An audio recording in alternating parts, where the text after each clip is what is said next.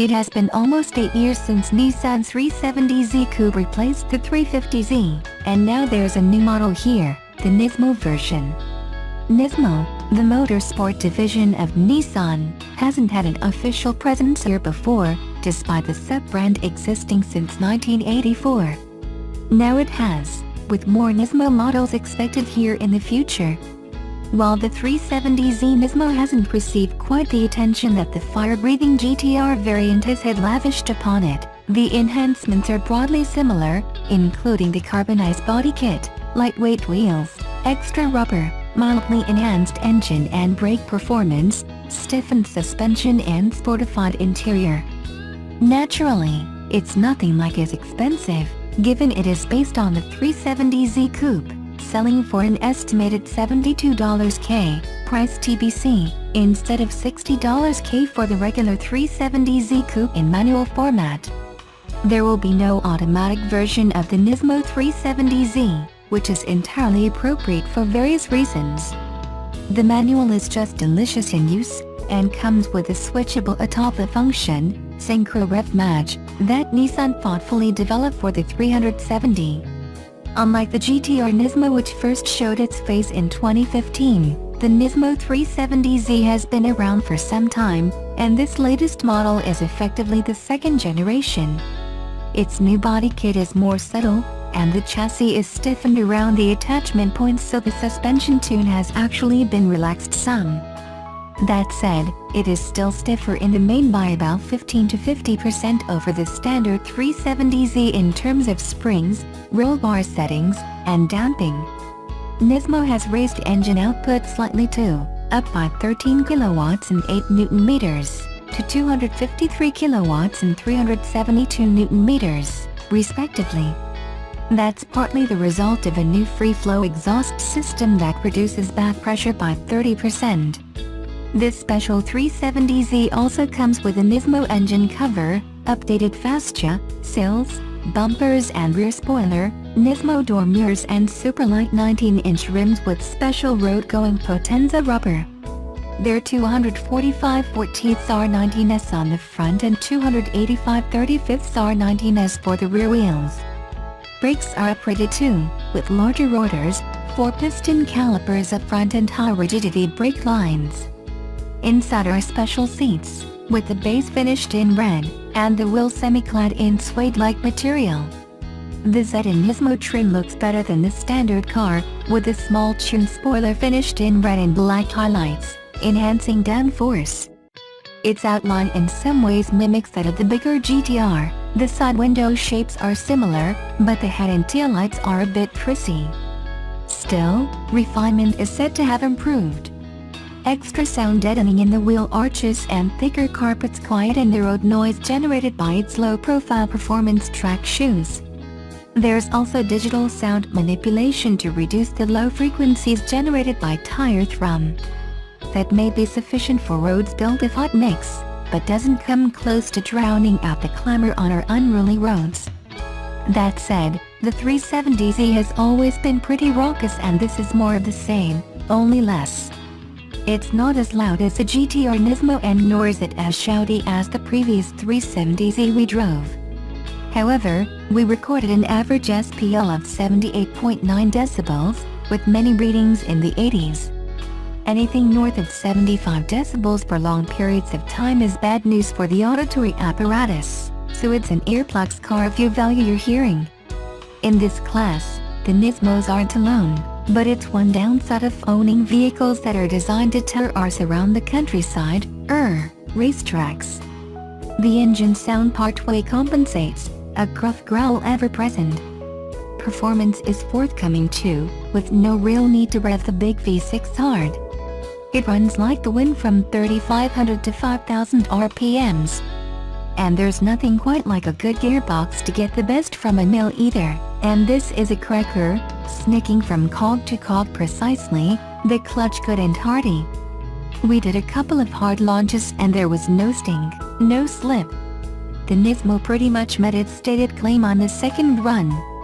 Compared with the GTR Nismo times 2 seconds drift might seem tame, but this is one quick car on road, and I'd venture to say it would keep the bigger Nismo in sight on a twisting road, if not a track. This too is sizable, and while it's not quite as easy to enter as the GTR, it's not too bad in the sports car scheme of things. Where you can adjust the bigger Nismo's steering column in 2 different planes, its height adjust only for the 370Z wheel, and seat adjustments are manual, with no lumbar variability. But for all that, the driver's cue was excellent, nearly up with the straitjacket fit of the GTRs. Your hips are locked in place, providing they're not excessive, and you wouldn't want to be too tall either, though the seat does plumb the depths rather well. It's a decent driving position, made even better by bracing knees either side, the left knee pampered by an Alcantara pad. Good to go then. There's even touchpad entry, and push-button start. As soon as you're underway, there's less jostling in this compared with the stiffer Nismo GTR, and as pace rises the suspension works even better. It's all fixed, with no adaptive dampers, but it's fixed really quite well. Even over bumpy go tracks this mops up the worst of the rises, dips and sharper ruts in a style that eludes the bigger Nismo. And the steering isn't corrupted by cambers, lines or bumps either. There are any number of dynamic things that this car does extremely well, and it proves the point that slow evolution is a good means of improving the breed. In no particular order, this steers, stops and swerves with the best of them. Its hydraulic steering is a particular delight.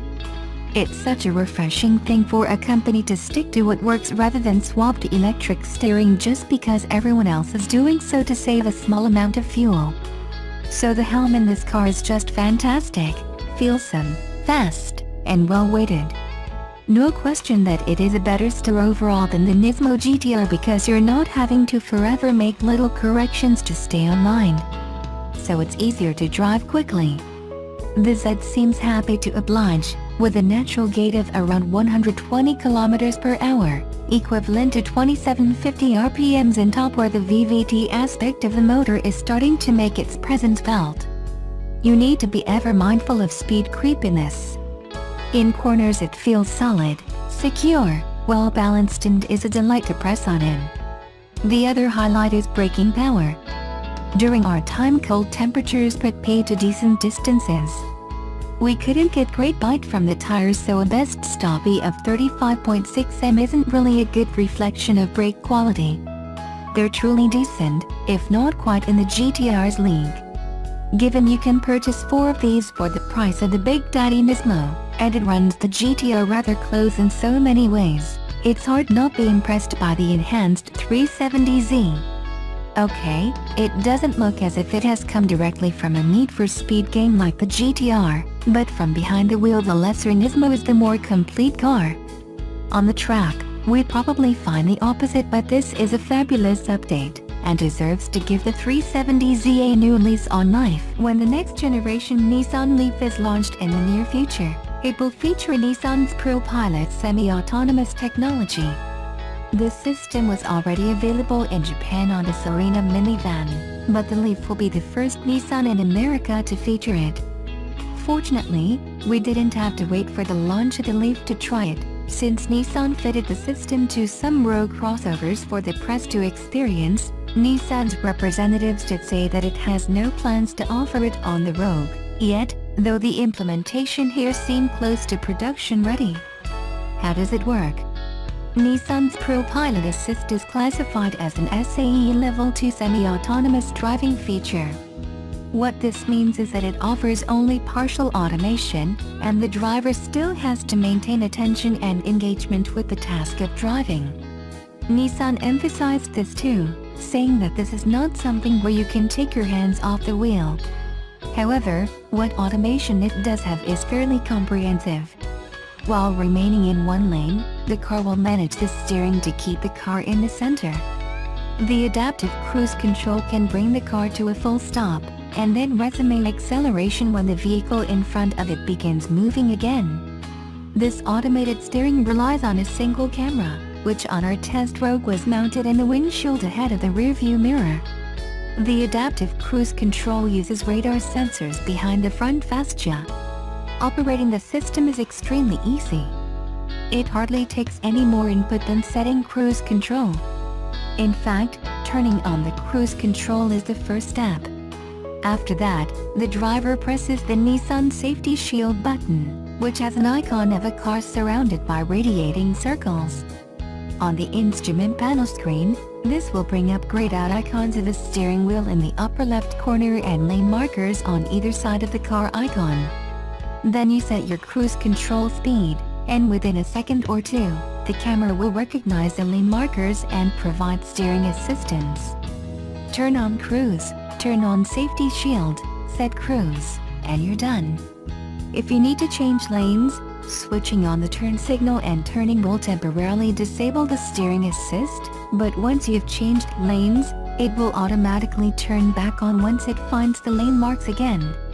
Hitting the brakes will also shut all aspects of assistance and cruise control. What's it like? First off, it really is as easy to activate as described above. It's no more complicated than any other adaptive cruise control on the market. And the automatic resumption following a lane change makes it a breeze to use even when traffic is flowing and you need to move around other vehicles. And if you ever switch it off manually or by hitting the brakes, you simply hit the resume button for cruise, and the whole system comes on again. The steering can handle fairly aggressive interstate corners too. The test loop was a section of I-696 in Michigan between the Nissan Technology Center in Farmington Hills and Woodward Avenue in Royal Oak, and almost every tight turn was navigated without additional input from the driver, and at speeds of right around 70 miles per hour. The ability for the car to slow to a stop worked very well, bringing the car to a halt smoothly and safely, and holding it at stops. It also accelerated up from a stop smoothly, and, unless traffic was moving more briskly than usual, generally kept up. These abilities mean that Pro Pilot Assist should be a serious boon for people dealing with gridlock traffic, or making long jaunts across the country on interstates.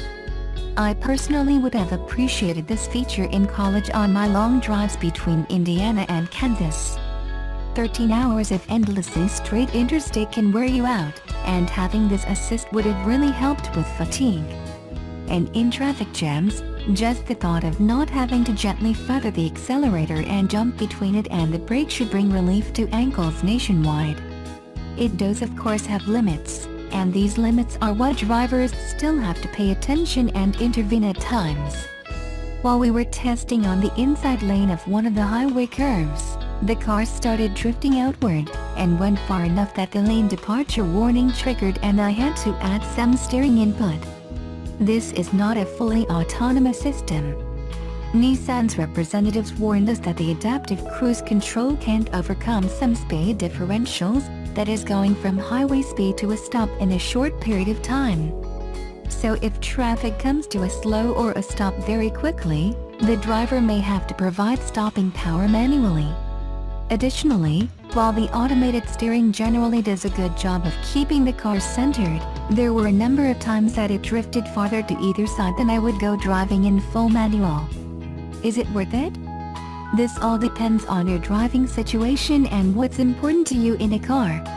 If you're dealing with lots of slow-moving and stop-and-go traffic, or really long interstate commutes, Nissan's Pro Pilot semi-autonomous technology is definitely worth your consideration.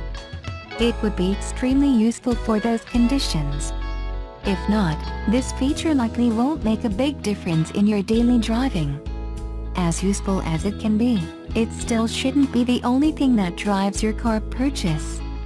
If you decide you don't like whatever Nissan the feature is fitted to, you shouldn't get that car, because this feature won't outweigh the parts you dislike. So it's a cool technology for those who find it useful, but not necessarily a deal maker.